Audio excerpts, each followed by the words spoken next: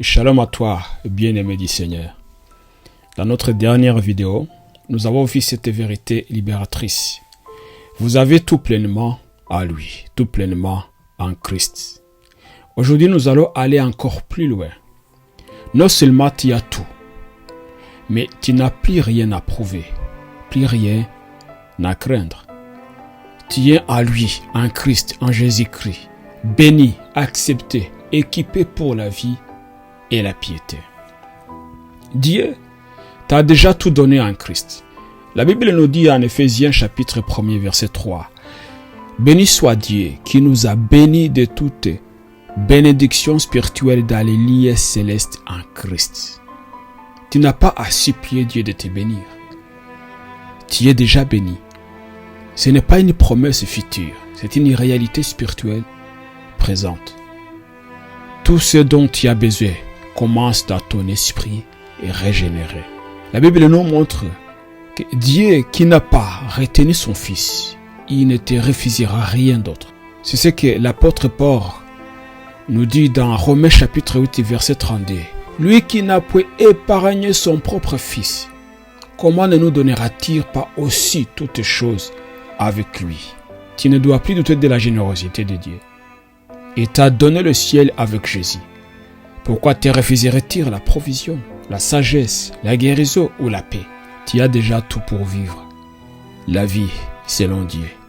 Lorsque nous lisons encore dans la Bible, dans le deuxième épître de Pierre, chapitre 1er, verset 3, la Bible dit « Sa divine puissance nous a donné tout ce qui contribue à la vie et à la piété. » Donc tu as déjà tout pour vivre la vie selon Dieu. Tu es équipé, tu es formé, tu es oint et appelé. Tu n'es pas vide, tu es chargé de la vie de Dieu. Amen. Et la Bible nous dit encore dans l'évangile de Jean, chapitre 1er, verset 16. Et nous avons tous reçu de sa plénitude et grâce pour grâce. En Jésus-Christ, tu reçois encore et encore. En Christ, tu ne vis pas avec des miettes.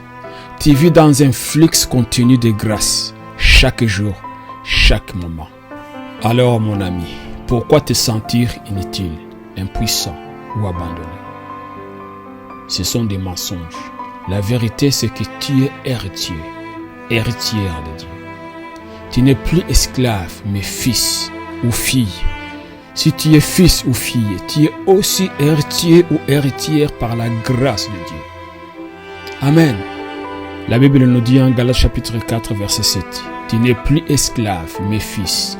Et si tu es fils, tu es aussi héritier par la grâce de Dieu. » Amen. La Bible nous dit encore dans Romains chapitre 8, verset 17, « Or, si nous sommes enfants, nous sommes aussi héritiers, héritiers de Dieu et co-héritiers de Christ. » Ce n'est pas ton passé, ni tes échecs, ni ce que les autres disent qui déterminent ta valeur. C'est ta position en Christ. Et en Christ, tu es complet, tu es béni, tu es aimé, équipé, adopté et libre. Amen. Tu peux faire cette prière avec moi. Seigneur, je crois que tu m'as tout donné en Jésus-Christ.